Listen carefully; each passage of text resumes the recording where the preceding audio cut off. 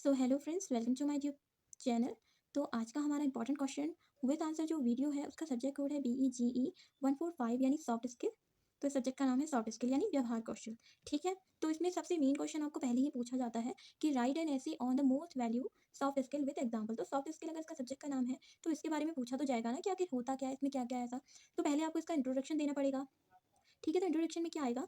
In today fast pace and interconnected world possessing technical knowledge alone is no longer sufficient to thrive in both personal and professional domains.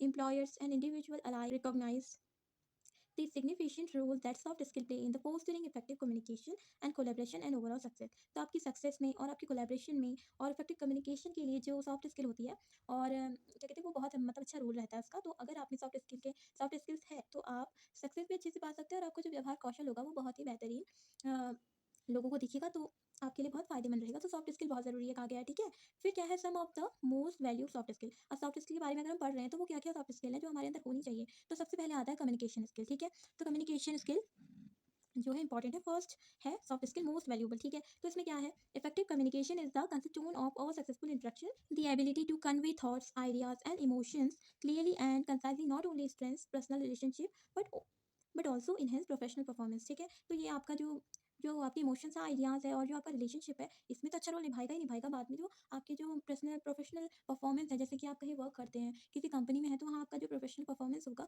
उसमें भी उसको बढ़ाने में communication skill जो है वो बहुत अच्छा रोल निभाती है। जैसे एग्जांपल हम देख लेते हैं, a team leader who can articulate a compelling version and communicate it to their team members efficiently is more likely to motivate them toward achieving share goals. ठीक है, तो इसमें टीम मेंबर्स की बात की है तो उनका जो लीडर होता है तो उसका कम्युनिकेट करने का तरीका जो टीम मेंबर के लिए एफिशिएंटली मतलब उन्हें बहुत पसंद आना चाहिए। जिससे क्या होता है, जो उनके गोल होते हैं जो वो गोल शेयर करेगा अगर जो लीडर है तो उससे जो काम होता है बहुत आसान हो जाता है। ठीक है, और सबके अंदर जो सामंजस्य है वो बना रहेगा। ठीक है, फिर नेक्स्ट है इमोशनल इंटेलिजेंस। ठीक है, ये भी सॉफ्ट स्किल है एक तरह की। इमोशनल इंटेलिजेंस यानी आपको मतलब इमोशनली इंटेलिजेंट आपके अंदर होनी चाहिए। ठीक है, emotional intelligence refer to the capacity to understand and manage one's emotion while empathising with other feeling.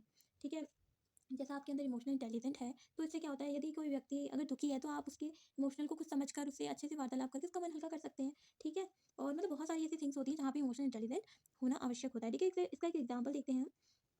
An emotionally intelligent manager can provide constructive feedback to an employee without causing distress, leading to a more positive and productive work environment। मतलब आप वहाँ का अपने जो किसी भी मतलब अगर आप मैनेजर हो कहीं के तो वहाँ के जितने आपके एम्प्लॉय होंगे तो उनके साथ उनको डिस्ट्रेस कम देंगे और लीडिंग मतलब ऐसा लीडिंग होगा जिससे पॉजिटिव प्रोडक्टिव वर्क एनवायरनमेंट वहाँ बना रहे। ठीक है, तो ये बात है किसमें, इमोशनल इंटेलिजेंस की बात हो गई। अब हम बात करेंगे अडेप्टेबिलिटीज क्या होती है। अडेप्टेबिलिटी ये भी एक सॉफ्ट स्किल है। ठीक है, अगर आप इतना सब कुछ याद नहीं भी रखते हैं तो अगर आप सॉफ्ट स्किल की डेफिनेशन याद रखते हैं, बस उसकी मोस्ट वैल्यूबल सॉफ्ट स्किल लिखिए। आप कम्युनिकेशन स्किल, इमोशनल इंटेलिजेंट और अडेप्टेबिलिटी या एनी जो भी है आप उनको लिख लेंगे तो इसमें भी आपको बहुत अच्छे मार्क्स मिल जाएंगे। जैसे कि अब अडेप्टेबिलिटी की हम बात करते हैं, in a rapidly changing world adaptability is crucial for personal and professional growth. मतलब ये इंपॉर्टेंट है। ठीक है, आपको अगर पर्सनल ग्रोथ करनी है, प्रोफेशनल ग्रोथ करनी है तो आपके अंदर अडेप्टेबिलिटी होनी चाहिए। यानी अगर हम किसी को एक्टिवली लिसन कर रहे हैं तो उसकी जो ऐसी थिंक है जो मतलब आप में नहीं है तो आप उसको अच्छे से मतलब उस चीज़ को अडेप्ट करके अपने अंदर वो एबिलिटी ला सकते हैं। तो ये एबिलिटी आपके अंदर होनी चाहिए।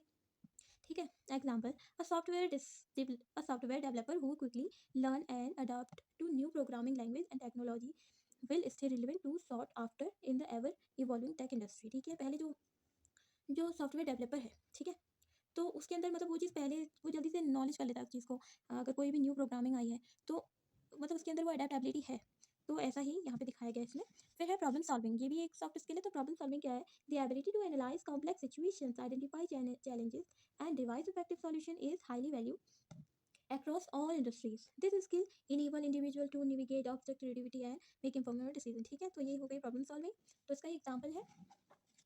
ठीक है, ये क्वेश्चन यहाँ पे खत्म होता है। आप इन चार सॉफ्ट स्किल को याद रख लीजिएगा। फिर नेक्स्ट क्वेश्चन है discuss different way to develop soft skill. अगर आपको मतलब सॉफ्ट स्किल को डेवलप करना है तो डिफरेंट वेज उसके क्या रास्ते हैं, मतलब क्या क्या वे हो सकते हैं ऐसे। ठीक है, developing soft skill is essential for professional growth. ठीक है, ज़रूरी है। Here are several effective way to enhance these value abilities. ठीक है, तो आपको मतलब आपके अंदर इतनी वैल्यू और एबिलिटी को आपने मतलब ये बढ़ाएगा। ठीक है, और ये इफेक्टिव वे हैं जो नीचे दिए गए हैं। देखते हैं क्या है इसमें। फर्स्ट है सेल्फ अवेयरनेस, यानी आपके अंदर सेल्फ अवेयरनेस होनी चाहिए। Start by understanding your strengths and weakness in soft skill, reflect on your interaction and identify area for improvement. ठीक है, आपको क्या होगा, पहले आपको अगर आपको शुरू करना है तो आपको पहले सबसे पहले अपने अंदर जो आपकी खूबियां उनको देखना पड़ेगा और आपकी जो कमियां हैं उनको आपको देखना पड़ेगा। और फिर इससे आपके क्या होता है, आप अपने इंटरेक्शन आइडेंटिफाई एरिया और इंप्रूवमेंट अपने अंदर कर सकते हैं। ठीक है, फिर ट्रेनिंग एंड वर्कशॉप। ठीक है, ये सेकंड है वे। ठीक है, ट्रेनिंग ले सकते हैं या वर्कशॉप आप ज्वाइन कर सकते हैं। देखते हैं पार्टिसिपेट इन सेमिनार, अगर किसी सेमिनार में आप पार्टिसिपेट कर रहे हैं, workshop and online course.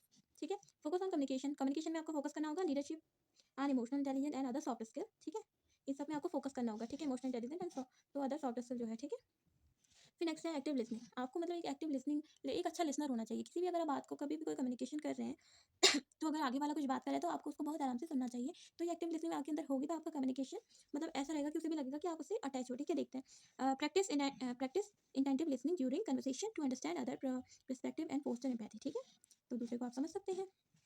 Public speaking. ठीक है, engage in public speaking opportunity to boost confidence and improve communication skill. ठीक है, अगर आप किसी पब्लिक स्पीकिंग अपॉर्चुनिटी जो होती है उसमें आप एंगेज रहते हैं तो क्या होगा, आपका कॉन्फिडेंस जो है वो बूस्ट होगा। ठीक है, फिर नेक्स्ट है इंप्रूव कम्युनिकेशन, आपकी जो कम्युनिकेशन स्किल होगी वो और भी इंप्रूव होगी। ठीक है, फिर नेक्स्ट है रीडिंग एंड राइटिंग, आपको रीडिंग करना चाहिए और राइटिंग भी करना चाहिए। देखते हैं रेगुलरली रीड बुक, मतलब आपको बुक जो है रेगुलरली रीड करनी चाहिए। आर्टिकल्स भी देखने चाहिए, वर्क और जो ब्लॉग होते हैं वो भी आपको देख लीजिए। To expand your knowledge and vocabulary, अपनी अपनी जो अपना समय है उसमें एक्सपेंड करना चाहिए और अपनी नॉलेज को और वोकेबलरी को आपको मतलब आपकी इसमें इसमें क्या होगा, ग्रो होगा, मतलब जो भी है आपके इसमें सुधार आएगा। ठीक है, आपको बुक रीड करनी चाहिए, article and blog expand your knowledge and vocabulary. Engaging in writing. ठीक है, आपको मतलब रिटर्न कम्युनिकेशन, अगर आपको रिटर्न कम्युनिकेशन मिलता है तो आप उसको पढ़ें जिससे कि आपकी सॉफ्ट स्किल जो है डेवलप होगी। ठीक है, role playing, practice challenging scenarios through role playing exercise to develop effective response. ठीक है, और फिर है seek feedback, request constructive feedback from peer monster.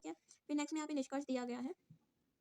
Consistent effort and practice are vital when developing soft skill by taking advantage of various learning opportunities, speaking, feedback, and applied from experience. Individual can own their soft skill and become more effective communication and collaboration and leader. ठीक है, तो आप अगर इन सभी things को जो भी इन सभी जो वे बताएं इनको अगर फॉलो करते हो तो आप एक इफेक्टिव कम्युनिकेटर बन सकते हो, कोलैबोरेटर भी बन सकते हो और लीडर भी बन सकते हो। तो आपको इन सब चीज़ों को फॉलो करना है। ठीक है, अगर आप इतना लंबा याद नहीं करते हैं तो आप इन सब के जो मेन मेन आगे के पॉइंट इनको लिख लीजिएगा, इसकी डेफिनेशन लिख लीजिएगा और थोड़ा बहुत निष्कर्ष लिख दीजिएगा, ये भी बहुत इंपॉर्टेंट रहता है। ठीक है, फिर नेक्स्ट क्वेश्चन है व्हाट इज काइनेसिक। ठीक है, काइनेसिक क्या है, kinesics also known as body language. ठीक है, इसे बॉडी लैंग्वेज की तरह जाना जाता है। ठीक है, जैसे कि वर्बल कम्युनिकेशन था उसमें बॉडी लैंग्वेज आती है ना, तो ये काइनेसिक को भी मतलब बॉडी लैंग्वेज के थ्रू जाना जाता है। It is the form of non verbal communication, जैसे कि मैं बता चुकी हूँ नॉन वर्बल कम्युनिकेशन की ये फॉर्म है that involve conveying messages and through facial experience. इसमें क्या होता है, इसमें भी जो इसमें क्या इंक्लूड है, कैन बॉब कन्वेइंग मैसेज होता है। इसमें मैसेज को कन्वे करने के लिए आपको फेशियल एक्सप्रेशन के थ्रू एंड जो गेस्चर होते हैं आपकी हरकतें मतलब इशारे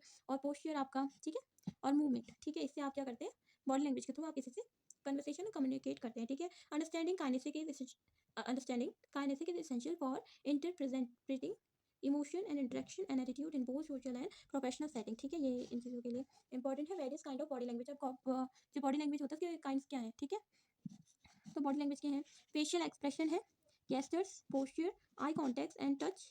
ठीक है, ये हो गया, आप इसको देख लीजिएगा। डिफाइन पर्सनैलिटी, अब पर्सनैलिटी क्या है तो इसको डिफाइन करना है आपको।